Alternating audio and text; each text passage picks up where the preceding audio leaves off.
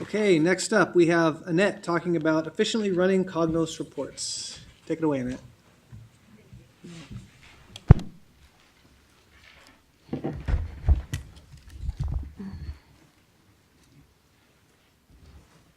Good morning. My name is Annette Boucher, and I am a CalPERS system educator, and it is my pleasure to be here with you today. I see a lot of familiar faces, and I met a lot of new people today, so welcome. How exciting is it to have a system such as CalPERS that gives us a source of information at our fingertips? The ability to run reports empowers everyone here to make effective and timely decisions on the behalf of their agency. And that's what I'm going to focus this discussion with you today. We're going to talk about how you can get access to the Cognos application and how you can efficiently run Cognos reports. So are you all excited today? Yes? Okay, great. Everybody has their PowerPoint in front of you as well. We're going to cover what we're going to look at the overview. The first thing is Cognos accessibility.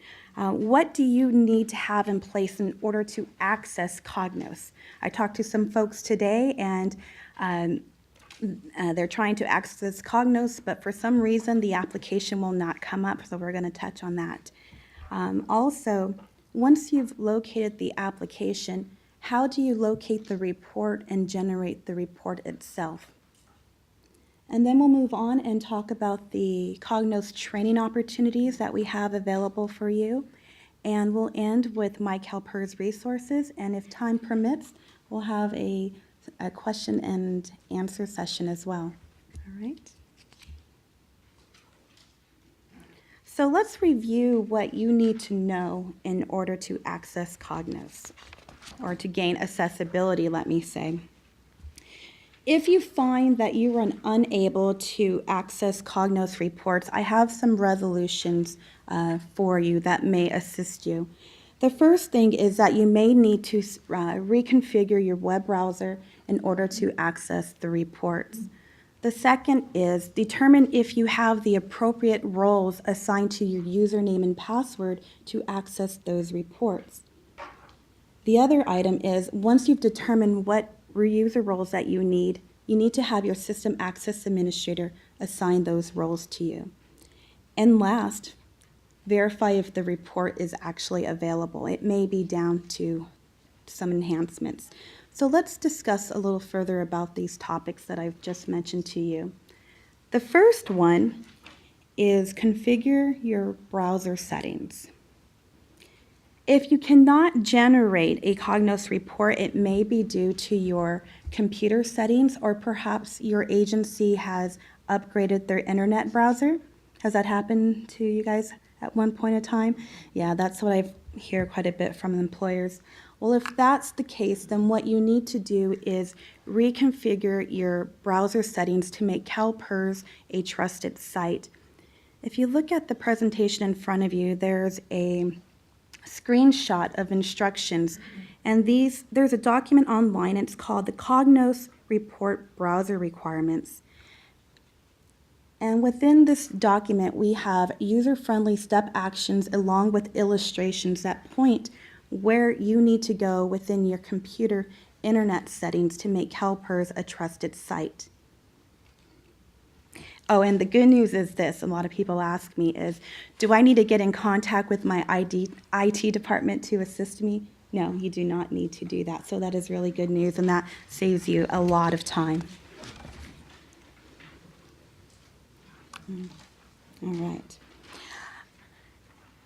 Next, you need to determine what system roles do you need to have in place in order to access reports. Just by having a username and password does not give you the necessary accessibility to reports. How do you find that information? On our website, we have a report that is called Cognos Reports, User Access and Descriptions. And I really like this report. As you can see, as illustrated on your PowerPoint there, is this report is laid out in a fashion that outlines all the reports that are available within Cognos, and within the table, it identifies the necessary user roles that you need in order to access the reports. Another user-friendly information within this document is that if you take a very close look, you see that the reports are hyperlinked. When you're in the document and you select the hyperlink of that report, it will take you to a location and provide you a brief description of that report as well. So, very user-friendly document right at your fingertips. Also, again, available on our CalPERS website. All right, so you've reconfigured your browser, you've identified the roles that you need in order to access Cognos reports. Now what do you need to do? You need to communicate this information to your system access administrator. Any system access administrators in the audience today? Quite a few? Okay, good. And the system access administrator, as you know, is the gatekeeper of CalPERS access within your agency. So for those folks at your agency that needs access to reports, they need to come to you to have those roles assigned to their account. And for those system access administrators, you will recognize, let me just go back one more. You'll recognize that this is a listing of roles in which you can assign your staff to access reports. Okay. The next line of item that you need to know when you are trying to access reports is the report currently available? We have a portion within our website that lets you know the status of every report. And it's itemized by category, so we have your benefits, your contracts, retirements, health reports. And if it has a green box, it means that the report is available, it's a go. So once you log into CalPERS, as long as you have everything else in place and the roles assigned to you, you should have no problems generating the report. However, if it has a red checkbox, that means that the report is currently unavailable and is undergoing enhancements. And enhancements are good, right? All right. Let's now talk about how can you access the Cognos application. Has anybody accessed Cognos before here today? All right. So we have some folks that have done that before. That's good.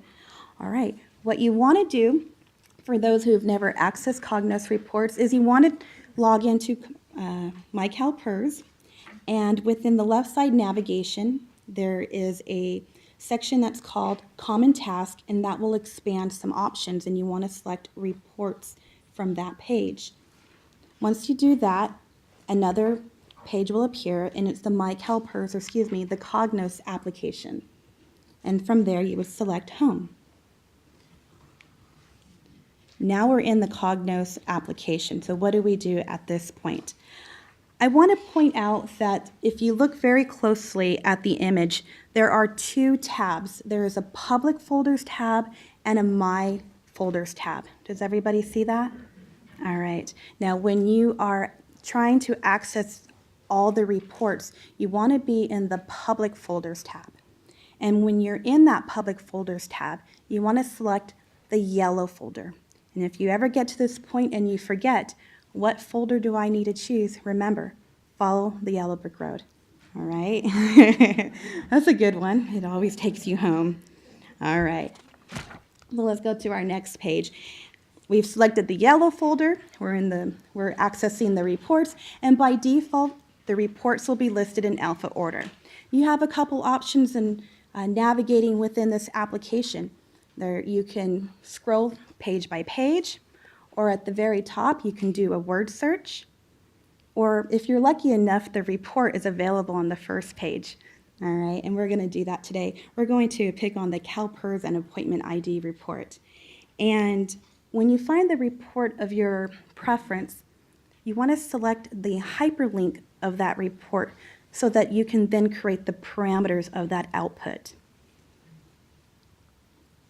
On the illustration of your PowerPoint, if you look at the CalPERS and Appointment ID report, I have parallel to that is a group of icons circled. Do you see that?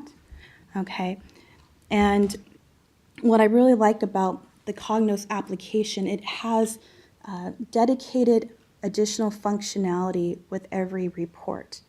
And we'll touch a little bit on that in just a moment. You've identified your report. In this case is the CalPERS and appointment ID report. When you open that report, it gives you a brief overview of the description of the report and some of the parameters in which you must choose from. In this case, there are 3 fields and 1 is required. Now, by not populating any of the additional fields, that means that your results are going to be a little bit broader, right? And it may take a little bit longer to generate. When you have identified the parameters of your report, at the very bottom left-hand corner, there's a button that's called Finish.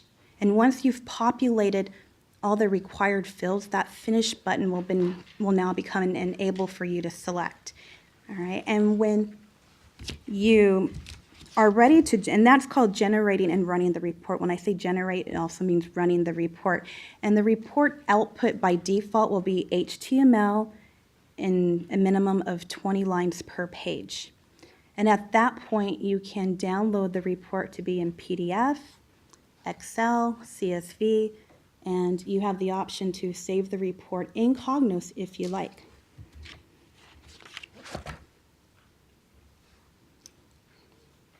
So let's recap what we've done in Cognos thus far. We've identified our report, which was the CalPERS and appointment ID report. We've set the parameters of that report and we've generated it.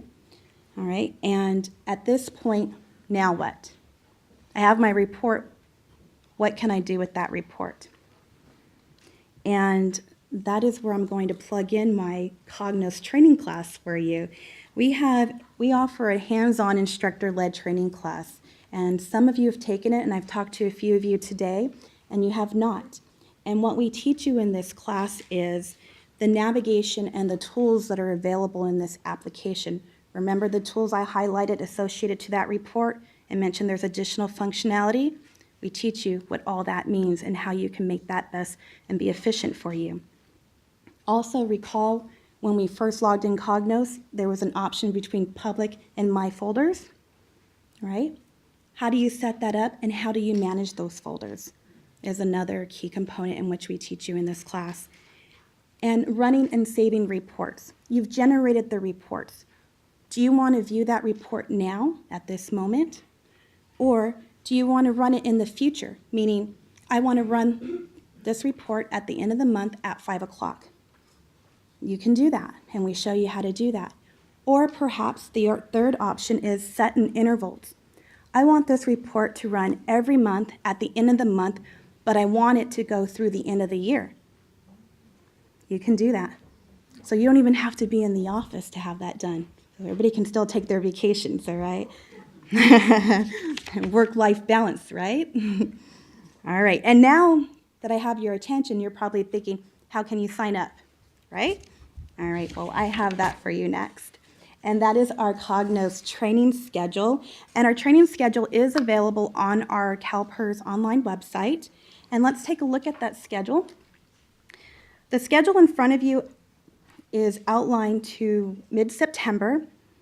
And you can see here that most of our courses take place at the various regional offices throughout the state of California. Right now we have a course actually in Redding, so there are some times that we deviate from the regional offices and we come to centralized locations for employers. How do you enroll? Right, you know that username and password that you have for My CalPERS, log in, and within that system there is an education global navigation tab. Everybody familiar with the education tab? Select that tab and you have the ability to enroll yourself and others. And then you can visit me and I'll teach you all that you need to know about Cognos. A little bit about My CalPERS resources that are available for you. I've heard some of you earlier talk about the submit inquiry feature, so there are some folks that are familiar with that.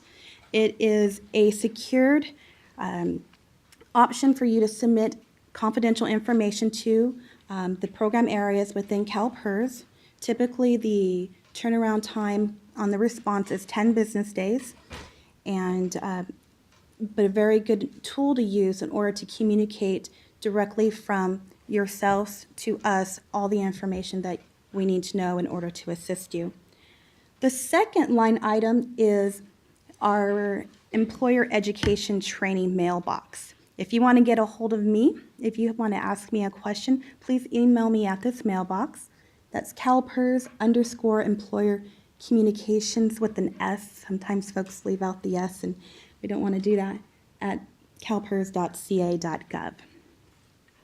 Also, I believe that this presentation is going to be available online, and hyperlinked in this presentation, I have a resource, or have you connected directly to the student guide for Cognos. So perhaps you're not able to come to the Cognos class. The guide is available for you to download along with our other student guides, or perhaps you just want to take a look at it before you sign up. You can do that too. And as always, 888 CalPERS, our friendly folks at our contact center, is always and able, willing to assist you as well, okay? All right. I want to stay on the thank you slide. With that, you don't get off that easy. I don't get off that easy. Any questions for Annette? Yes, it is my pleasure to take questions from you today. So do you have any for me, please? So I take it everybody's going to sign up? Yeah, I see some yeses. I do. I'm so excited. Thank you. Hi, Victoria, Marin County, and Hi, I Victoria. wonder if we have suggested improvements, who would we send that to? Send them to me. Okay, I'll give you my business card as well. great, thank you. We're always looking for suggestions to make enhancements to our training curriculum, to any of our resources. So if you have any recommendations, please contact me directly. You can use our employer communications mailbox that I had on as a resource for you. Please send those forward. Anything else? Is the training that you offer, are the examples and so forth set up to, like, some are geared towards schools and some are geared towards like the other areas of my CalPERS? Because sometimes you go to a training and the school situations are a little bit different and we're unable to really relate when we get the general gist of how to run things, but we can't get specifics and we're told, oh, you can try this or you can try that. And without physically doing it, it's kind of hard to, understand what we're trying to do. Relating to Cognos or relating to The Cognos. Okay. In the way that the Cognos class is structured is, in the beginning of the course, we show you all the functionality. No matter what employer type that you are, you need to know. And then we show you how to download some standard reports in which all employers would need to know in order to make informed decisions on their agency. But then we have what's called a breakout session, where we make it about you and your agency. You have your schools maybe right here with the few groups, your public agencies, and we ask what reports are important to you, and let's discuss those reports. And it's actually a learning opportunity for everybody in the room. Thank you. Any other questions for me? No? Okay, All thank right. you, Annette. Thank you.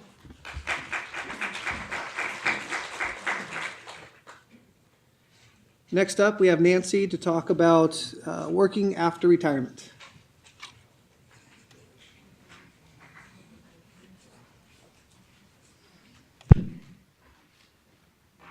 Good morning, everyone. My name is Nancy Vietenhans, and I'll be talking about working after retirement. I think I have about 4.5 minutes, so I'll talk really fast. No, I'm just kidding. I just wanted to cover a couple of things with you guys as school employers, and then I would like to add a little bit to your question that you asked earlier, Francis, on the 180-day wait. So we'll get into that as well. Specific to working after retirement, PEPRA changed some things this year. And what we're doing is we're working on a circular letter and draft employer resolutions for you guys, also employer checklists that should be coming out relatively shortly. The circular letter's in the review process now. And it'll give you guys great information about working after retirement. It'll talk about the different government codes that cover your specific organizations. It talks about the different wait periods, bona fide separation, 180-day wait. Talks about things that you guys should be aware of. Unemployment insurance. Have your retired annuitants had unemployment insurance? How does that impact you wanting to hire that person? It talks about various information related to how you need to report retired annuitants in the CalPERS system and why that's so important now. So that's coming, which is exciting, and we're excited to have that coming out to you guys very soon. What I would just like to briefly mention here, because time is short and I want to be sure if you guys have questions that you guys can ask them, is that CalPERS and CalSTRS have different rules and requirements for our working after retirement members. So typically when we answer questions for our members, it's specific to CalPERS rules and our CalPERS positions. But CalSTRS has slightly different regulations. And if a person is both a CalPERS and a CalSTRS member, the retired annuitant needs to consider the rules for both CalPERS and CalSTRS in that employment. So it's just something to kind of keep in mind. If a member calls in and says, hey, CalPERS, can I become a retired annuitant? Our call center agents are going to say, of course you can, no problem. They're going to call CalSTRS, and CalSTRS is going to say, heck no, why would you want to do that? And then now there's some conflict. So what we just need to be sure is that there are rules that govern those positions and govern those members. They are slightly different, and we just need to be sure we're considering both. So I'd like to just briefly mention the 180-day wait. You talked about a superintendent. Typically, Government Code 21224 covers our normal employees, yard duties, bus drivers, etc. for retired annuitant positions. A superintendent is probably going to be a 21221H because of the position, the nature of the position. If they're a 21221H appointment, they can only be appointed once into that position. So there may be some additional requirements versus the 180-day and the resolution for the 180 days. So it may not be quite as simple as the recruitment didn't work out, now we want to bring someone back. There may be some issues with that. One thing I would also like to say is, unfortunately, in working after retirement, and you guys probably hit this every time you want to hire someone, there's never a general easy answer. Much like we talked about with the PERS-STRS elections first thing this morning, when we're looking at our working after retirement members, we like to look at their entire case. It's very hard for us to say, sure, everyone in situation A can go back to work. And I'll give you an example. Someone emailed me and said, hey, we have this question. Is it okay if this person goes back to work? And I thought, sure, why not? They fit the rules. It's easy. And then when I said, well, can we have the CalPERS ID? Can we just check and make sure? We found out they were both a PERS and a JERS retiree. They have reciprocity. Now they want to reinstate with one and not with the other. They want to run for elected office. Oh my goodness, all of these consequences were just jumping right out at me. So it's the same thing with your employees. When we have PERS and STRS, when we have school employees, we like to make sure that we're looking at that individual and making sure that we're considering that individual's circumstances. So sometimes it takes us a little bit of time to get back to you, but it's because we're reaching out to STRS, we're reaching out to our membership analysis group, we're making sure that that specific person is fitting the requirements of the new job. Okay, so I'm just giving you some brief information, basically just to say more information's coming. There will be, definitely some good communication coming out from our team very shortly. But do you guys have any questions specific to working after retirement? Hi, Victoria at Marin County, and I think I just have some feedback. Okay. As you're working through the process for the 180-day wait resolution, is that as an employer, we absolutely 110% want to receive written authorization from CalPERS in response to our request. We'll definitely take that back. Right now, the law doesn't say that we have to approve your 180-day exceptions. So we get the information so we can put it in the member's file. Because what happens is when you enroll them in CalPERS as a retired annuitant, and it has not been 180 days, we get a report, And then we go and look and we say, oh, Bob got hired 4 days after he retired. That's a problem. We go look in the file, your resolution's there. It makes sense. We can move on to our next person. We'll definitely take back, though, the written. Yeah, because we take a resolution to our board and they kind of like to know what the results were. Okay. Thank you for that feedback. So I guess I'm next. They already handed me the microphone. Once again, Melissa Anderson from San Bernardino County Superintendent of Schools. There's been some conversation back and forth between county offices of education statewide through the successor group called BASC, the Business Administration Steering Committee, and there's been some discussion about that 180-day resolution and whether or not that 180-day resolution, if a district adopts a resolution allowing someone to return to work prior to that 180 days, and all the provisions are met, district does the resolution. There's been some conversation and questions about whether the County Board of Education needs to approve that or pass a resolution in order for that to happen for the district. Well, some of the county offices have come back and said yes, and have shown, the email thread from CalPERS that says, yes, it needs to go to the County Board of Education based on Government Code 20610. Well, when looking at Government Code 20610, that speaks to the county superintendent of schools contracting with the board, and in this case, the board meaning CalPERS Board of Administration. It speaks to county offices contracting with the board, CalPERS board, and that is the basis for CalPERS requiring the County Board of Education to pass a resolution.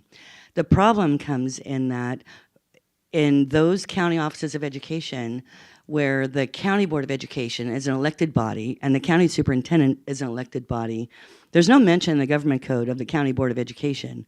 There's mention of the county superintendent of schools.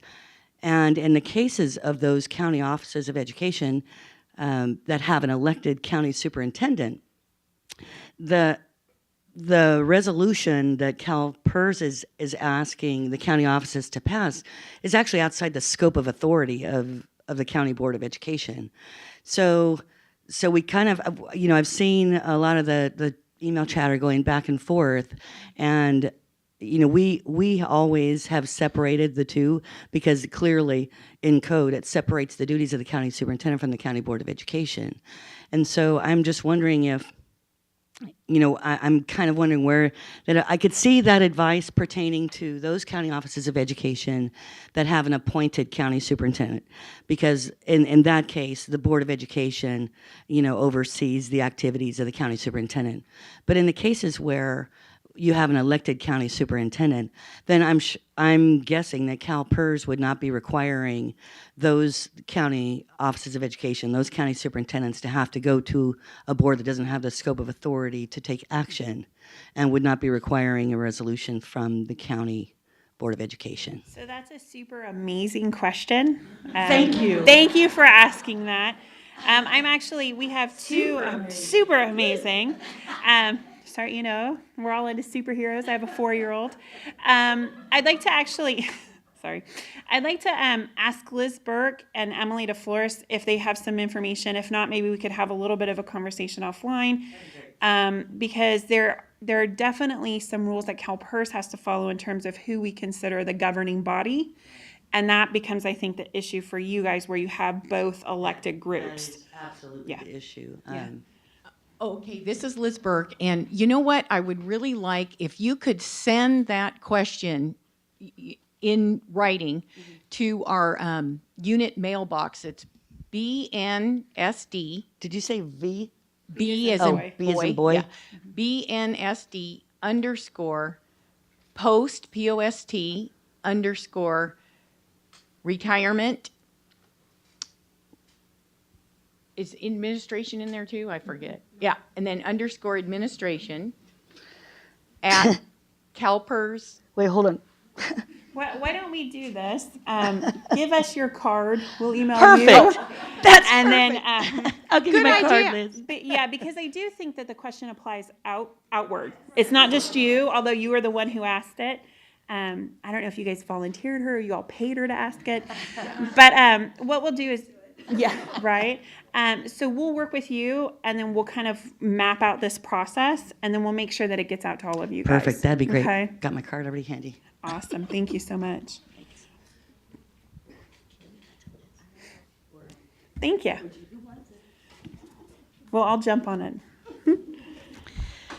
With that, Francis from Laco, I would like to request that a presentation be presented in a future EAC meeting along with CalSTRS, because there are issues that are conflicting, especially if you have a STRS PERS retiree. You know, STRS doesn't allow them to come back and work in a classified position because of a government code. Okay. PERS says they can go back and work in a certificated position. So now you've got a person, what are you going to do with them? Sure. You have the STRS people wanting to come back and work in a classified position because they're independent contractors, professional experts, and nobody's enforcing the government code section.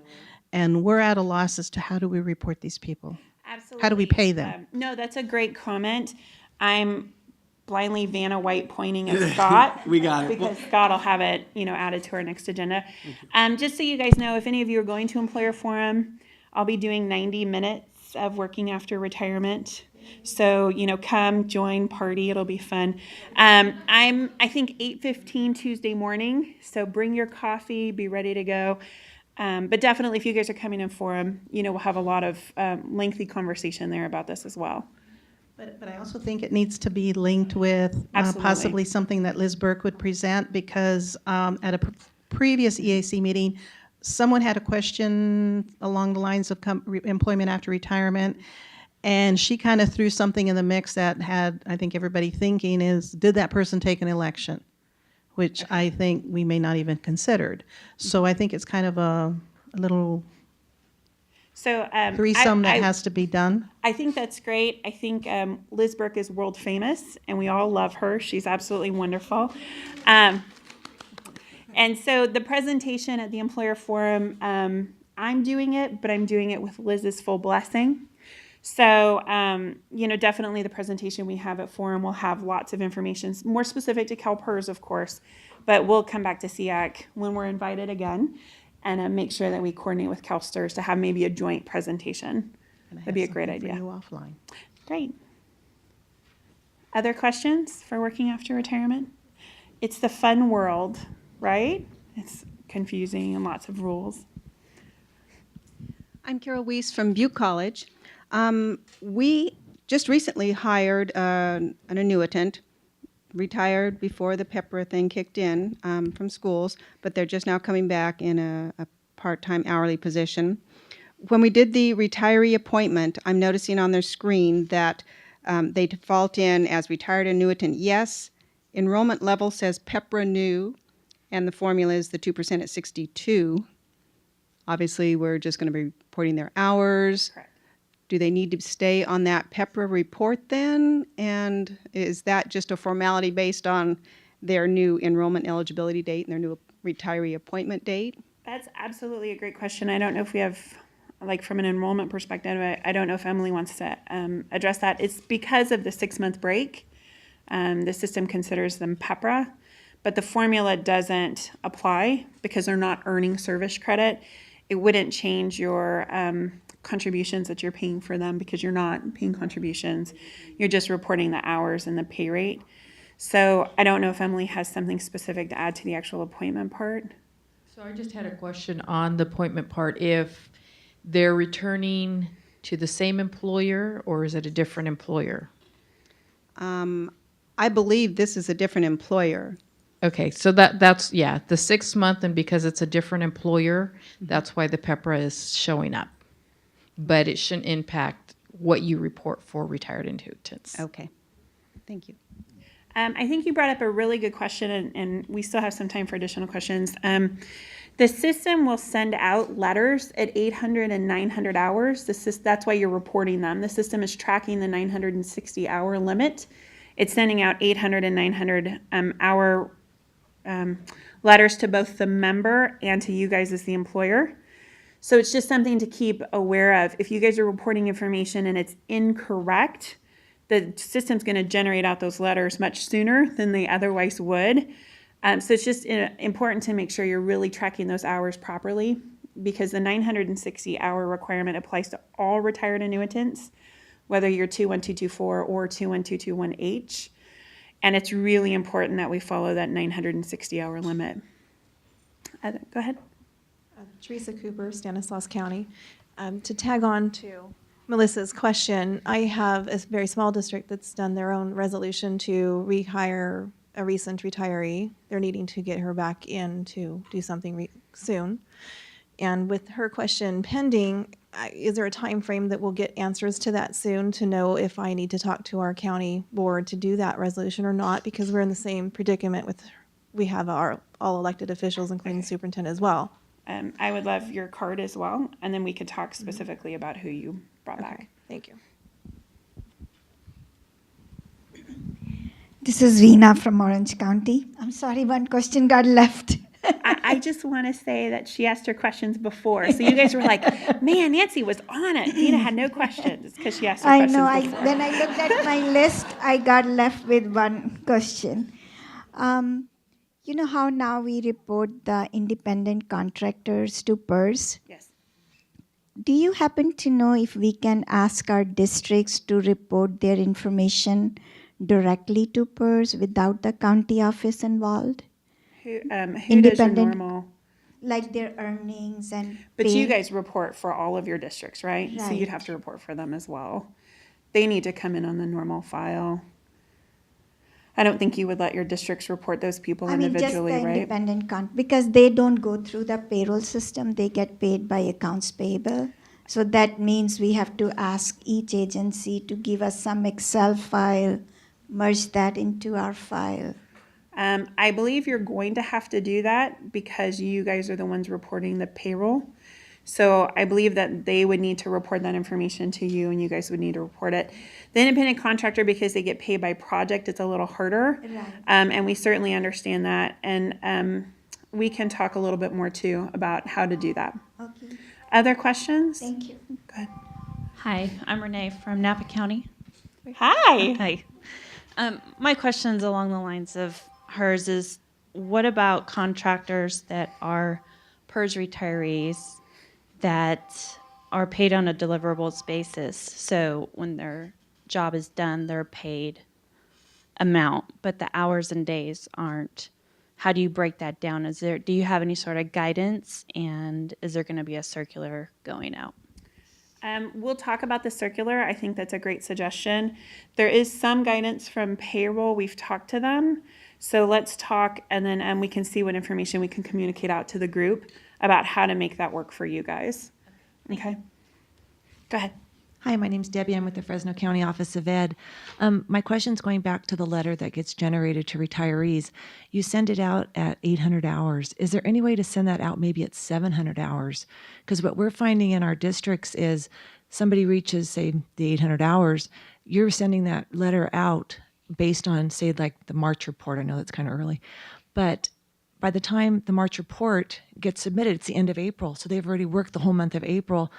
And if we return our report in at the very last day of April, you're not generating that to May. So that's like another month and a half. They could hit 960 hours easily. And we're finding that at the end, everybody is panicking because we're out of hours. Sure. And I'm going to go over. What do I do? That's actually a great suggestion. And because we can control when that letter gets generated, it will require a slight change to my CalPERS, but we can definitely take that back and look at changing those hours. If you guys want them a little earlier and that would make more sense for you, we can certainly look at changing that. That'd be great. Thank you. Yeah, thanks for the suggestion. Okay, thanks for the suggestion. And we can also look at differences in school versus state versus public agency. If you guys want them a little earlier, because of the way you have to report payroll, we can get the school ones out a little earlier and then let the state ones go out a little later. So we'll definitely take that back. Other questions? Great. Thank you so much for letting me come talk to you today. Thanks, Nancy. Okay, next up we have Linda Evans and Corey Wong from our Strategic Event Management Unit talking about the retirement planning fairs and educational forum.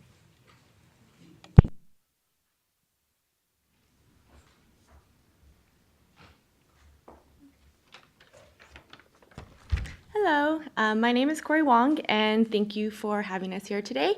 I'm here to give you some information about the retirement planning fairs that are coming up in a few weeks. So if you haven't heard, we're having 2 sets of fairs this year. The first set will be at the Sacramento Convention Center on August 23rd and 24th. And then the second set will be in Southern California at the Long Beach Westin on September 13th and 14th. So these fairs are free, and they're there to provide you with retirement information or health benefits information that you may need. We have 5 breakout sessions on service credit, health benefits, kind of general retirement overview, Social Security, and those are running concurrently throughout the day. And then at the same time, we have exhibits where we have our regional office staff there, other CalPERS staff, our partners and health plans, and they're also there to answer questions that you might have regarding your My CalPERS account, or help you walk through the actual My CalPERS pages yourself, because we have kiosks set up, and at those kiosks you'll be able to run estimates real time and things like that. So again, these are free and open to the public, so active or retired members. And we have flyers in the back that have the link where you'll be able to register if you are interested. So with that, I will turn it over to Linda. Good morning. So, Linda Evans from the Office of Stakeholder Relations, and I'm here to talk about our CalPERS Educational Forum. So, just a little history. This is the 14th year that we are hosting this forum. We started back in year 2000, and then it was called the CalPERS Employer Forum. A lot of us still reference it as the Employer Forum, but you'll see marketing materials and so forth saying CalPERS Educational Forum. It is the same conference. We are in our 14th year. We're at the San Jose Convention Center and partly in the San Jose Marriott. We are there October 21st to the 23rd. We have 40 sessions scheduled. Some of these sessions will be repeated, just kind of depends on how hot that issue is of the year, what brings in the most audience from past years. So I believe we probably have about 5 or 6 that will be repeating their sessions. We have our general sessions, our big general sessions, so when everybody come together and as one. We have it on Monday morning. We open. We have a lot of our board members speak. We have our CEO speak. We have Mike Alan Milligan will speak as part of the actuary. And we present a Spotlight on Excellence Award. And that is a People's Award. When our attendees register, we ask them to think about nominating an agency, a person, a group of people that exemplifies state service over and beyond. And we collect those. There's a team at CalPERS that looks at them. We pick our 5 top finalists, and then we, with the help of Lisa and her group there, we announce them on Facebook. And everybody through our social media processes are able to vote on who they think would be the 2013 Spotlight on Excellence Award. They don't know this until they actually come to the forum and it's announced there. And that's done through our Monday general session. We have 2 luncheon sessions where we have our keynotes. Our first keynote on Monday is Alexandra Drain, and I'll read you a little excerpt from her bio, but she's the founder and the chief visionary officer, chairman of the board of ELIZA, and she is responsible for maintaining ELIZA's leadership position in the healthcare industry.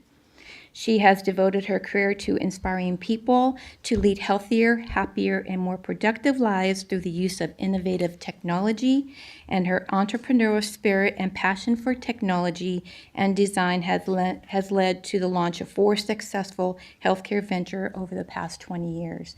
She's pretty powerful. She's people in the healthcare world know about her, and I'm really excited to have her. On Tuesday, we have John Dow, and John Dow is, he's a lost boy. Well, the lost boys of Sudan, And he was actually the leader of that group. And he will be speaking to us on perseverance, on determination, overcoming odds. And now he's a successful business person, and he has a few foundations that he gives back to the Sudan. He, along with another author, he authored the book God Grew Tired of Us, and he was part of an award-winning documentary there. He's been on plenty of 60 Minutes and so forth. So John Boldow, he is our Tuesday keynote speaker. We have, last year, about 11% of our attendees were from our school employers. Educational Forum is it's the CalPERS, everything you want to know about CalPERS, you come to this forum. So we have our exhibits there, we have our sessions, we have our general sessions, we have our board members there for the full 3 days. We have our officers, our executive officers there. So there's a lot of face-to-face time that you can speak with our leaderships of CalPERS.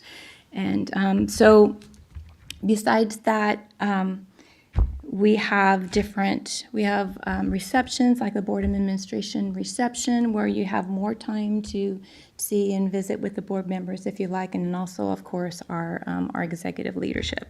But in the last year, 11% of our attendees were our school employers, because there's 3 sets of attendee groups that actually come to the forum. It's public agencies, it's state agencies, and it's school agencies, and they're our employers, our business partners. Last year, it was in Indian Wells, 11% of our attendees were from schools. And this year, what we have for you, for our school agencies, are certain sessions that might impact you. There's some, I'll just read off a couple, like Payroll Reporting 101 for schools, Making My CalPERS Cognos Report Work for You, What School Agency Compensation is Reportable. That's just a couple of them. So if you want to see about that, let me see, what else can I tell you? Our registration is online now. You just go to the CalPERS website, www.calpers.ca.gov, go to the employer link, and then you're going to see CalPERS Educational Forum. So us at CalPERS, we're really trying to be green, everything that we do. So if you do elect to register or you want to come to this event, we really encourage, to go online and register and try to print as less as possible, as less paper. I have some just like little flyers or postcards back there in the back of the room, so if you want to pick one up on your way out. And, what else have I missed on Ed Forum? We have guest rooms for everybody at the Marriott San Jose, which is attached to the convention center, so it's just steps away to the program. Any questions? It's not free. Registration is $325, which is really a deal, because the meals are nice, a lot of good interaction, a lot of good face-to-face with our CalPERS folks, which I think everybody in that back line over there and some over here, they're actually, I think maybe all of them are coming to the Ed Forum, and they're either a session presenter for you or an exhibitor. So there is lots and lots and lots and lots of good information. It's our premier event for CalPERS, and I hope to see some of you there. Thank you. Thank you, Linda. Thank you, Corey. All right. Great meeting this morning. We're on our last agenda item, which is the open discussion. So far, we captured the one agenda item from Francis, a combined presentation from PERS and STRS regarding working after retirement. Are there other possible agenda topics you'd like at our November meeting?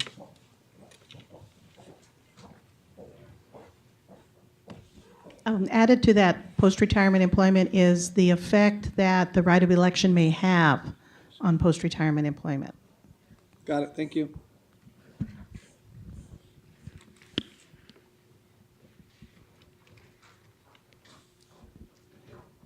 Hi, Victoria, Marin County. I'd like to request additional communication or agenda topics specifically on my CalPERS payroll reporting errors. Seems like there's been some surprises lately, and they're very inconvenient. So, and time consuming. So, if there was some way we could have advance notice like CalSTRS does with their changes to their system, that would be fantastic. Noted, thank you. Yes. I was wondering if we could talk about salary schedules and go over that again because we just have so many questions. And I have a general question I was hoping maybe someone could help us with.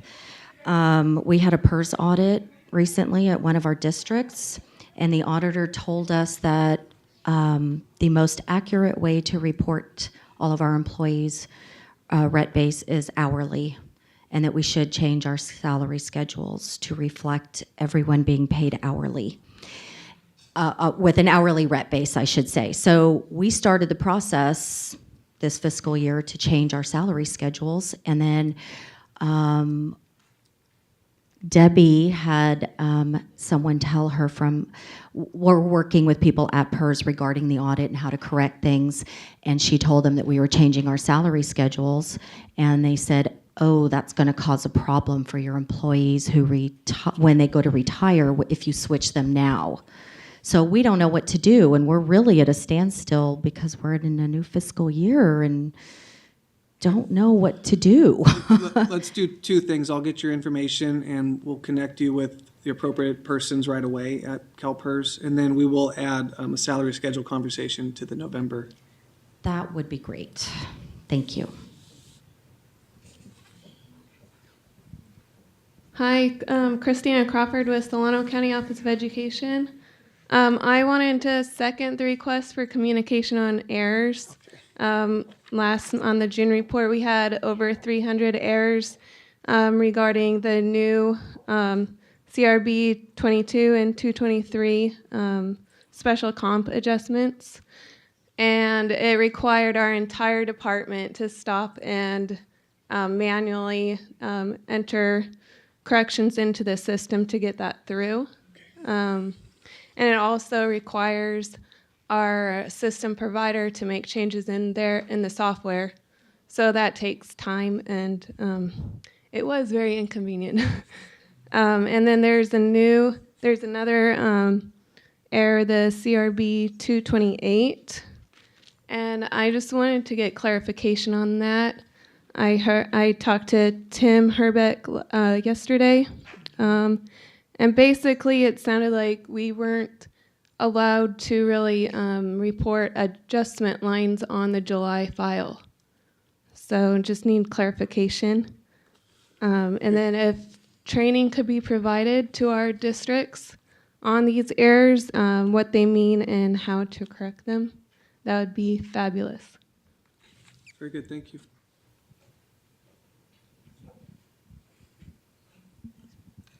I'm assuming you may be already thinking of adding this, but I'd love to talk about the status of the proposed regulations around SB 13. Yeah, Yeah, that'll I'm be a sure you standing would. item. Thanks.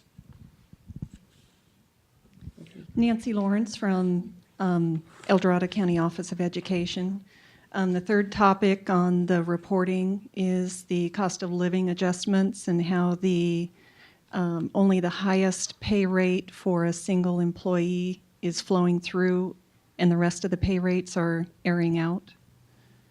And if there's some system adjustments that PERS is going to be making.